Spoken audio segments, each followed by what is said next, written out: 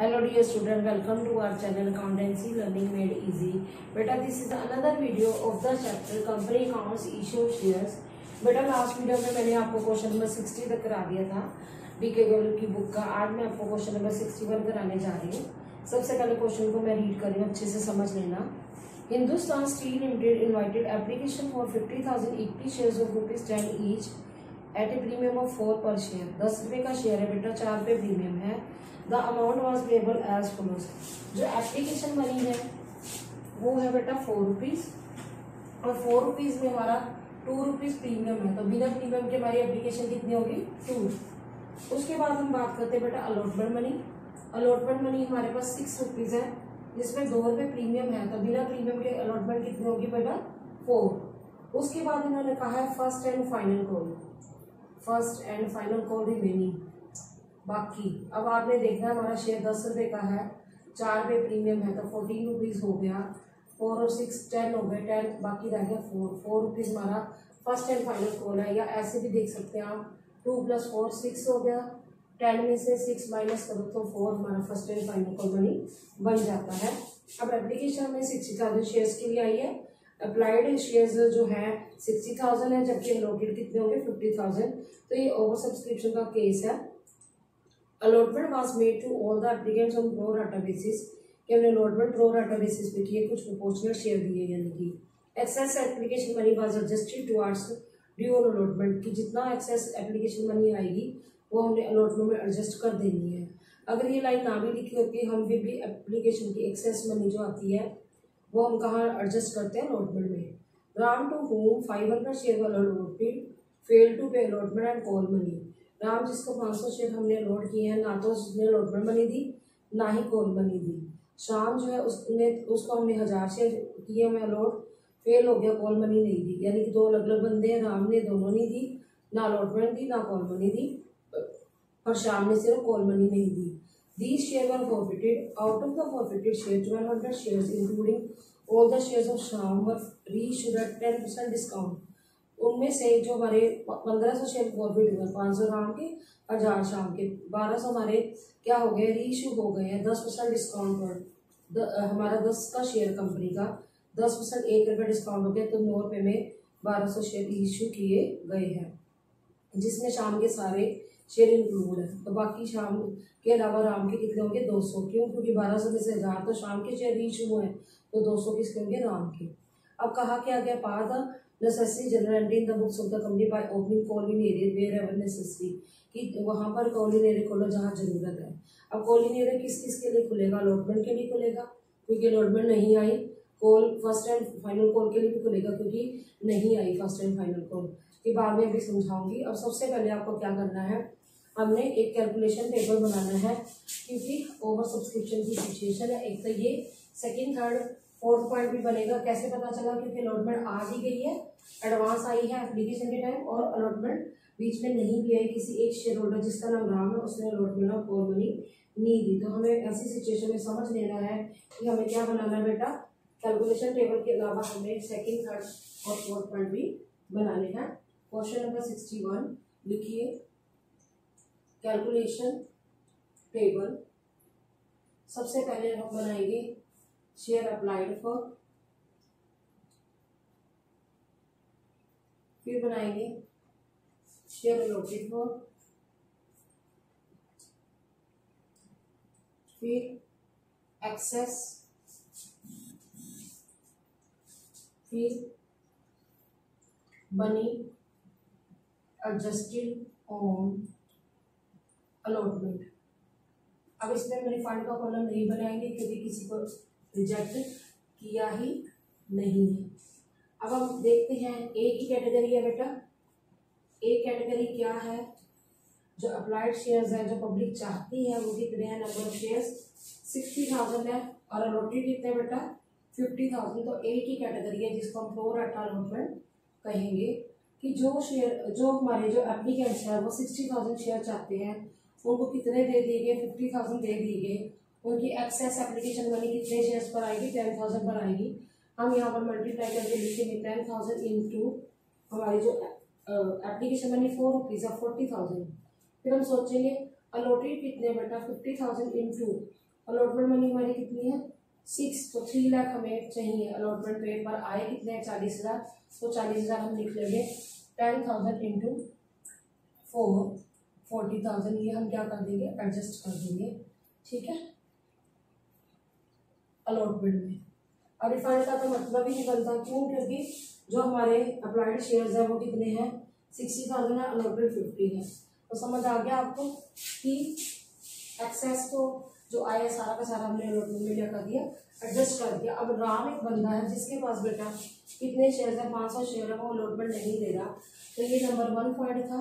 तो अब हम बनाएंगे इफ, अब देखो राम के शेयर कितने हैं 500 अलॉटेड है, तो अलॉटेड से स्टेटमेंट शुरू करेंगे। If allotted shares are 50,000 then applied shares कितने अप्लाइड शेयर्स देखिए ये है 60,000 अगर 1 हो तो if allotted shares are 1 then applied shares is equal to 60,000 upon 50,000। और अगर अब देखिए राम के कितने शेयर है 500 शेयर हो, तो मैं क्या जानना चाहती हूँ, मैं ये जानना चाहती हूँ कि राम जो है कितने शेयर अप्लाई कर रहा था, क्योंकि उसकी जब अप्लाई पता चल जाता है तो हमें फिर हम डिफरेंस देखते हैं कितना एक्सेस मनी आ गई है एप्लीकेशन की।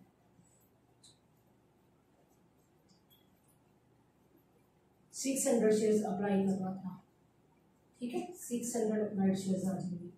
अब आगे हमने करना क्या बेटा, आगे हमने थर्ड पॉइंट बनाना है, हमने अमाउंट ड्यू करना है 500 शेयर्स पर। मैं अभी राम की बात करी जिसने अलॉटमेंट मनी नहीं दी, पहले हम अलॉटमेंट मनी क्या करेंगे राम के शेयर्स पर ड्यू करेंगे। तो लिखिए number 3 amount due on allotment, amount due on allotment from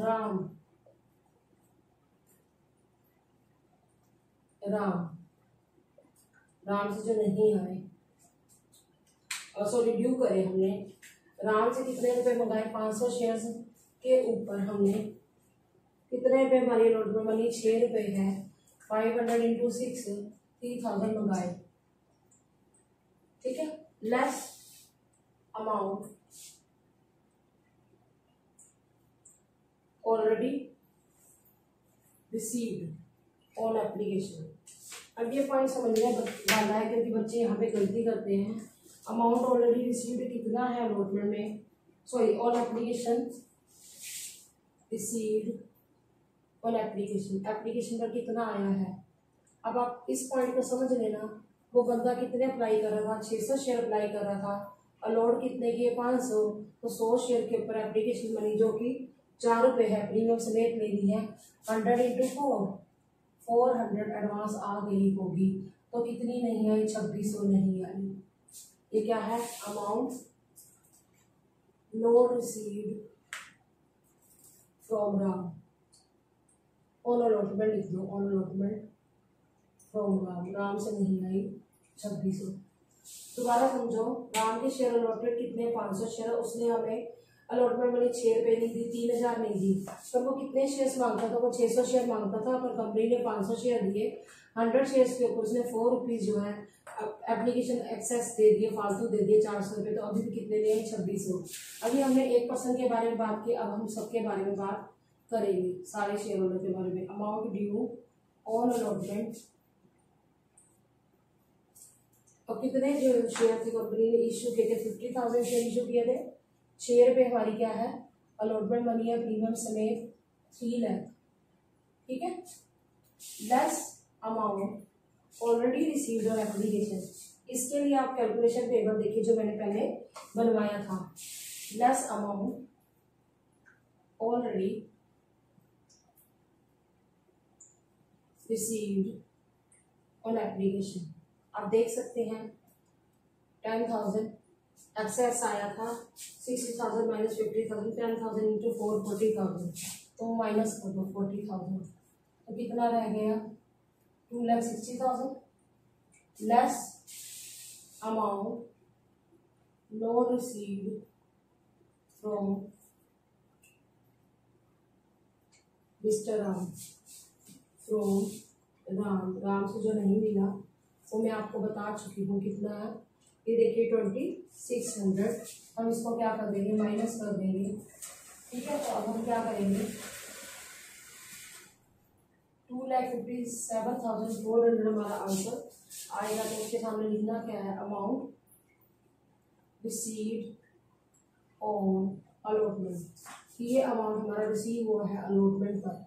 ठीक है, जब हम फोर्थ एंट्री बनाते हैं ना, अमाउंट रिसीव की बैंक टू शेयर अलॉटमेंट, उसमें हमने ये पॉइंट लिखना है। उसके बाद बाकी पॉइंट्स जो है वर्किंग नोट में बनाने की जरूरत नहीं है। अब इस क्वेश्चन में हमें क्या काम है, जनरल एंट्री बनानी है। कंपनी का नाम क्या, हिंदुस्तान स्टील लिमिटेड। सबसे पहले अब आप बनाइए जनरल।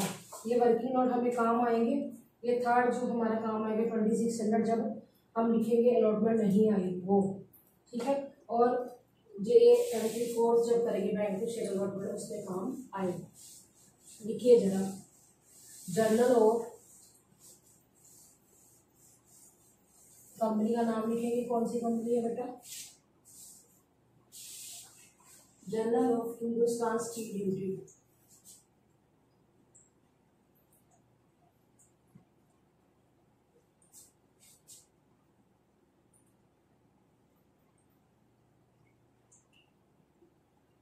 फॉर्मेट है बेटा इसका, डेट, पर्टिकुलर्स,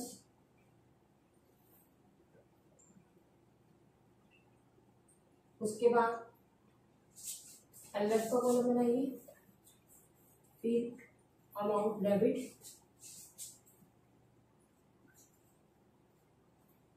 फिर अमाउंट डेबिट। सबसे पहले हम एप्लीकेशन मनी रिसीव करने की एंट्री करेंगे। एप्लीकेशन मनी की जो दो एंट्रीज होंगी, फर्स्ट एंट्री और सेकंड एंट्री, वो 60,000 शेयर से मल्टीप्लाई करके आएगी। तो पहली एंट्री लिखिए जरा, bank account debit to equity share application account, equity share application account. अब 60,000 शेयर है जो अप्लाइड है, इंटू 4 रुपीज हमारी एप्लीकेशन मनी है। 60,000 into 4, 2,40,000।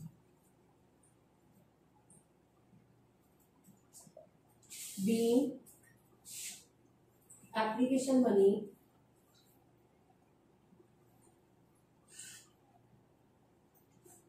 along with premium money received, premium money received, ये हमारी एप्लीकेशन मनी प्रीमियम मनी समेत आ गई है। ये प्रीमियम वो वाला 2 रुपये है जो हमारा एप्लीकेशन के टाइम प्रीमियम रिसीव हुआ। अगली एंट्री बड़ी एंट्री होगी, equity share application account debit to, समझ लेना, हम एप्लीकेशन मनी को एडजस्ट करते हैं, ट्रांसफर करते हैं हम to equity share capital account.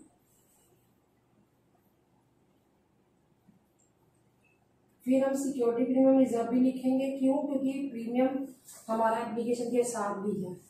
To securities premium reserve account. और क्योंकि कुछ एक्सेस मनी आई थी वो हमने किस में डाल दी थी, वो हमने शेयर अलॉटमेंट में डाली थी, to equity share allotment account. अब इस पॉइंट को समझना है, आपकी 60,000 शेयर्स है, 4 रुपीज हमारी एप्लीकेशन मनी है प्रीमियम समेत, तो वही आएगा 2,40,000। और शेयर कैपिटल में कितना आएगा, शेयर कैपिटल में आप देखिए हमारे एक्चुअल में शेयर्स कितने हैं, 50,000 शेयर्स हैं, और प्रीमियम के बिना वाली रुपीज 2 रुपीज है, एप्लीकेशन मनी 50,000 इंटू 2 1 है, और प्रीमियम कितनी है वो भी 2 रुपीज है, 50,000 इंटू 2 1 है।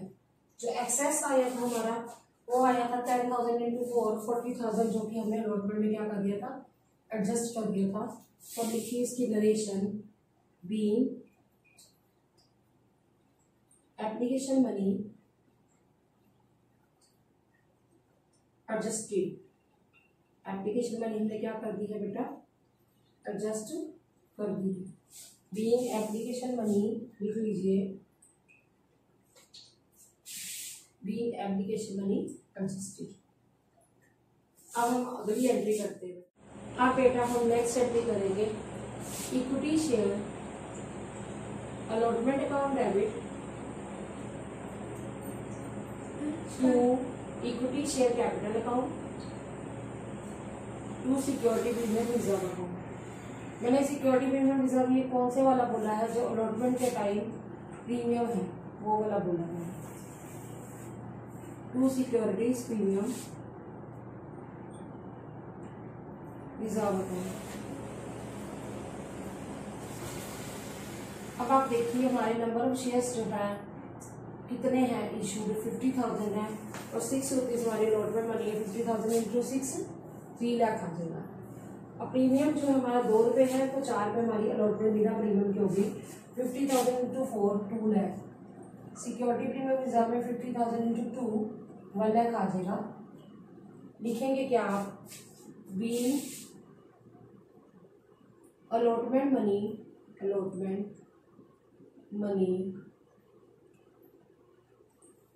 along with premium money due, along with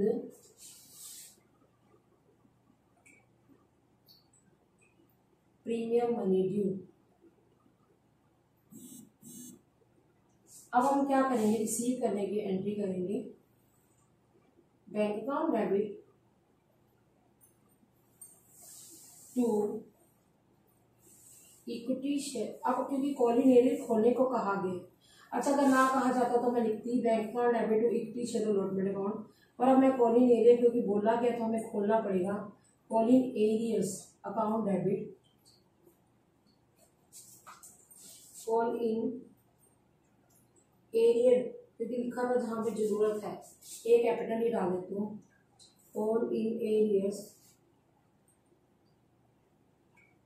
account debit to, क्या नहीं आया, अब आप जो कर रहे हो इक्विटी शेयर अलॉटमेंट हम रिसीव करते हुए सच कर रहे हैं, इक्विटी शेयर अलॉटमेंट अकाउंट। अब आप देखिए आपने ड्यू तो पूरा किया था 3 लाख, यहाँ पे तो 3 लाख ही लिखोगे ना। अब आपको याद होगा जो मैंने बताया था 40,000 माइनस करके 260 बच गया। 260 में से जो मैंने आपको थर्ड पॉइंट कराया था, क्या कराया था, 100 शेयर के ऊपर उसने हमें 400 माइनस जो एडवांस दे दिए। 500 शेयर पर हमें 3,000 आए नहीं, 400 एडवांस आगे 2600 हम माइनस करेंगे तो कॉलिनेरियल है कितना 2600। ठीक है।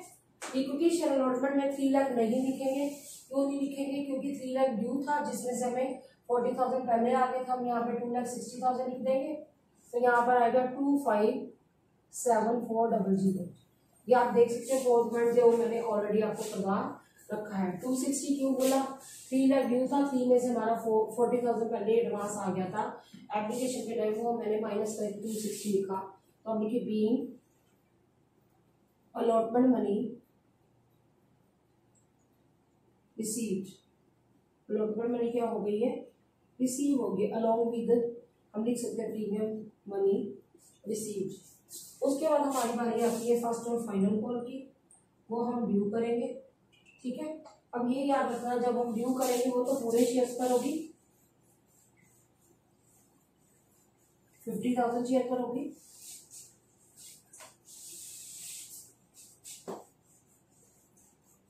देखिए equity share first and final call account debit to equity share capital account.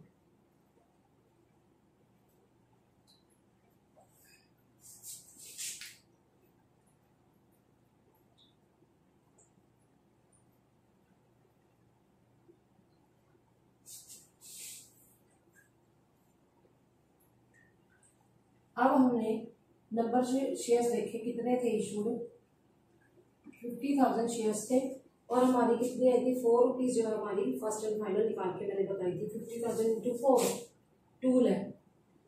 ठीक है। Being first and final call money due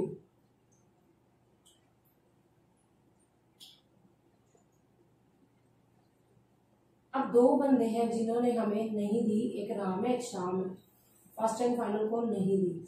हम एंट्री क्या करेंगे, रिसीव करने की करेंगे। मैं दोनों शेयर होल्डर की जो शेयर है वो फॉरफिट करके बताऊंगी इसके बाद, ठीक है। हम एंट्री क्या करेंगे, बैंक अकाउंट डेबिट, रिसीव करने की एंट्री बता रही हूँ। कॉलिंग एरियस अकाउंट डेबिट, ये पॉइंट समझने वाला है कॉलिंग एरियस का। To equity share first and final call form.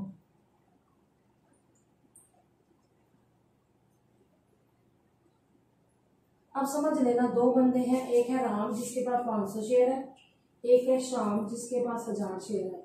दोनों ने हमें 4 रुपीज नहीं दिए, इसने 2000 रुपये नहीं दिए, इसने 4000 नहीं दिए, टोटल मिला के हमें 6000 नहीं मिले। तो हम जब माइनस करेंगे 2 लाख में से 6000 तो हमारे पास कितना बचेगा, 1,94,000। कॉलिंग एरिया कितना आ जाएगा, 6000। ये पॉइंट फिर समझ लेना, 6000 कैसे आया बेटा। एक बंदा राम था जो 4 रुपये हमें किसके नहीं दे रहा, फर्स्ट एंड फाइनल कॉल के नहीं दे रहा, 2000।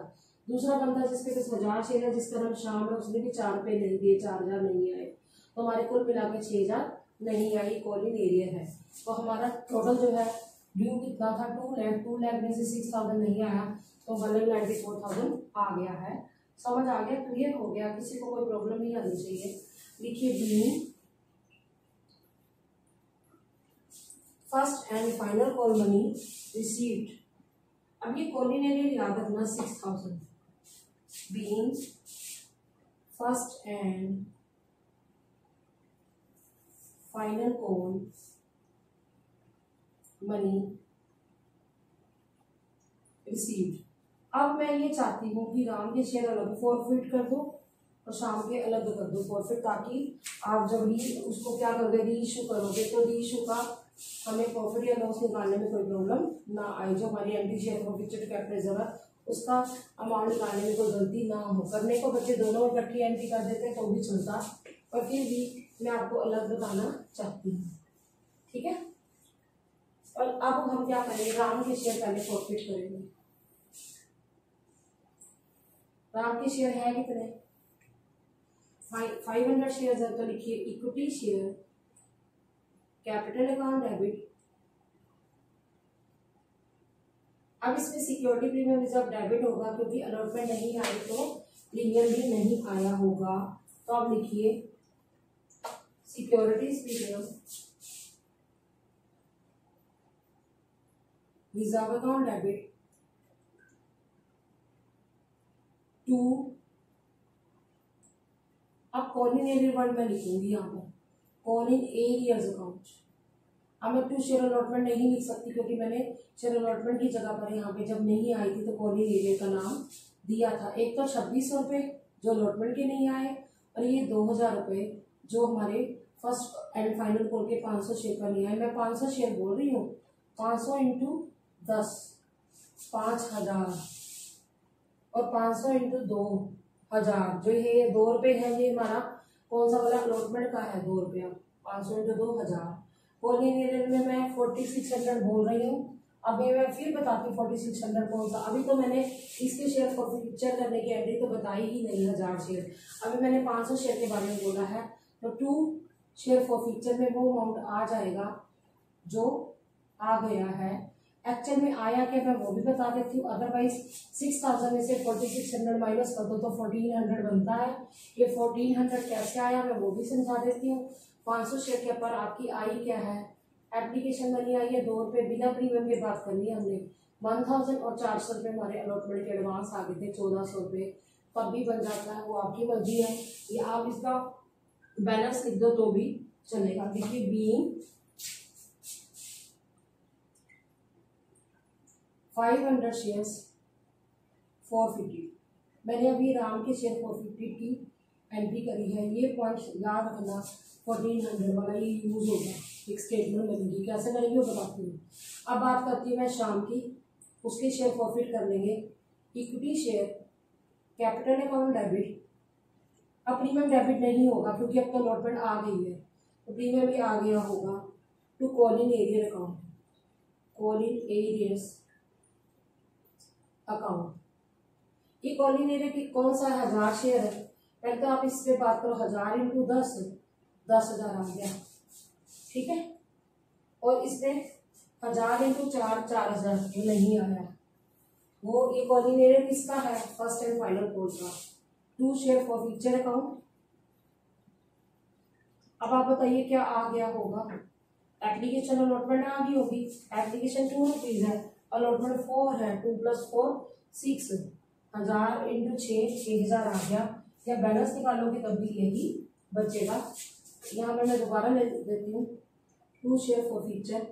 फॉर फ्यूचर में बेटा वो अमाउंट आता है जो आ गया है, तो आप देख सकते हो आ क्या गया बेटा, एप्लीकेशन अलॉटमेंट आई है, एप्लीकेशन 2 रुपये, अलॉटमेंट 4, 6 रुपये आगे, being 1000 shares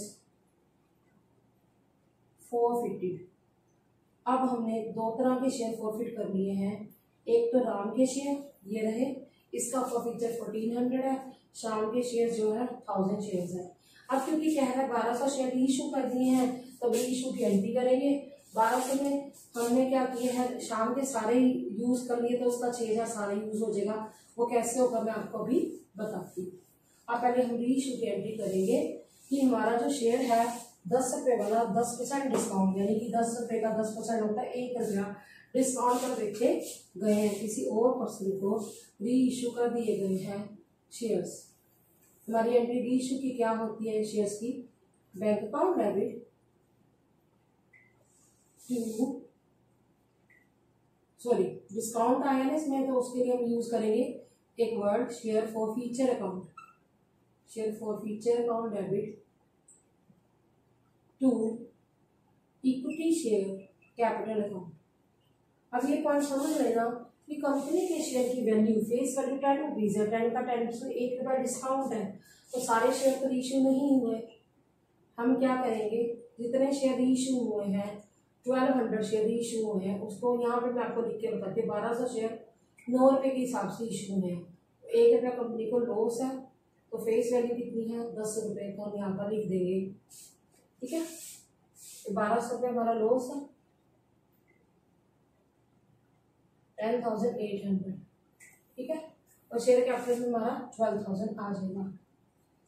being 1200 shares री-इशूड eight ₹9 पर शेयर। 9 इसलिए मैंने बोला 10 रुपये वाला शेयर 1 रुपये कंपनी ने लॉस पर इशू किया है। अब ये पॉइंट समझने वाला, इससे अगले वाला, कंपनी ने जो शेयर इशू किए उसमें शाम के सारे शेयर थे। शाम के शेयर है कितने, 1000 है, तो दूसरे राम के कितने होंगे 200। तो स्टेटमेंट किसके लिए बनेगी, राम के लिए बनेगी। लिखिए प्रॉफिट ऑन,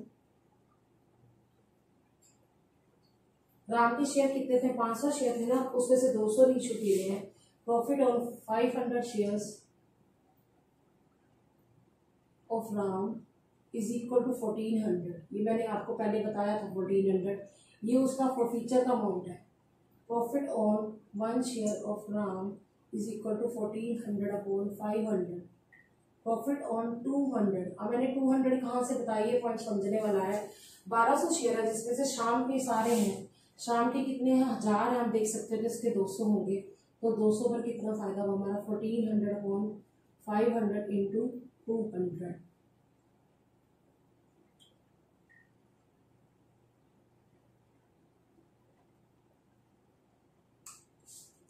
560। तो इसी के नीचे लिखेंगे प्रॉफिट ऑन, प्रॉफिट ऑन, अब बात किसकी चल रही है, उसके शेयर शाम की। प्रॉफिट ऑन 1000 शेयर्स और शाम के 1000 शेयर्स पर फायदा कितना है हमें, वो आपने देखा था 6000 था, तो वो ऐड कर दो, ऐड करके आ गया 6560, लेस कर दो लॉस और री इशू। लॉस कितना हुआ हमारा री इशू का, आप देखिए बेटा ये वाला 1200 रुपये हमारा लॉस है, तो ये माइनस कर दो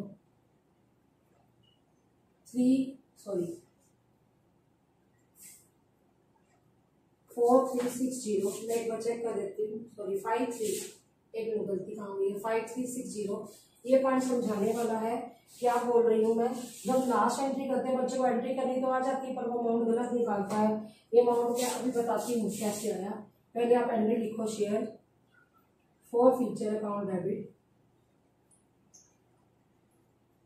to capital reserve account. Answer क्या आएगा हमारा 5360। ये पॉइंट समझना है कैसे आया, बता रही हूँ बेटे ये दोबारा से आपको, ताकि आप ये वाली गलती ना करो। आप पहले लिखो किसकी narration, being profit on the issued shares transferred to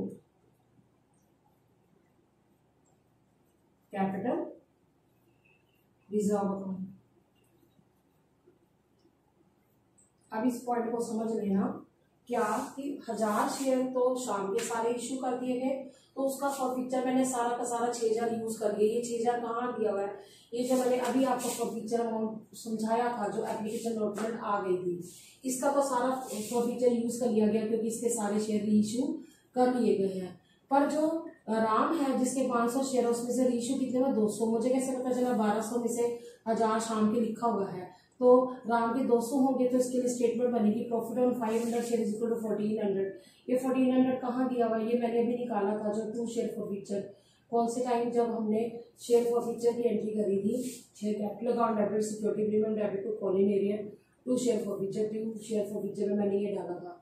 एक पर कितना फायदा है 1400 अपॉन 500, तो 200 में 560 का फायदा हो गया। ठीक है, तो ये यूज कर लिया गया इसका 560, बैलेंस अभी पड़ा हुआ है, और 6000 हमने शाम का यूज किया 6560। तो उसमें से जो रीइशू का लॉस था 1200 का, जो हमारा लॉस था वो हमने क्या कर दिया है, माइनस कर दिया है। माइनस करके आ गया हमारा 5360। ये हम क्या करेंगे, share forfeiture to capital reserve में डाल देंगे।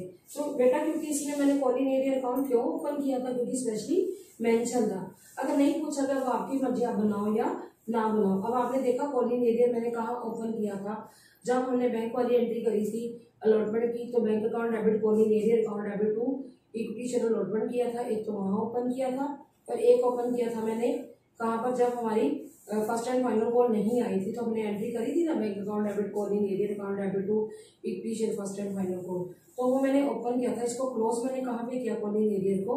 एक तो मैंने राम के शेयर प्रॉफिट किए थे, तब टू कॉलिन एरिया बोला था मैंने equity share capital account debit security agreement reserve account debit to calling area to share forfeiture. एक मैंने शाम के जब शेयर प्रॉफिट किए थे, तब मैंने equity share capital account debit to share forfeiture के अलावा मैंने लिखा था to calling area. Calling area क्या था, जो हमें क्या नहीं आया था, फर्स्ट एंड फाइनल कॉल नहीं आई थी शाम के शेयर्स की। और राम वाले में जो कॉलिन एरिया था उसमें क्या था, जो नहीं आया था हमारा अलॉटमेंट मनी नहीं आई थी, तो कॉल मनी नहीं आई थी। तो बेटा अब इस क्वेश्चन में कहा गया था कॉलिन एरिया ओपन करने को, तो हमने इसको ओपन कर दिया। तो क्लियर हो गया बेटा।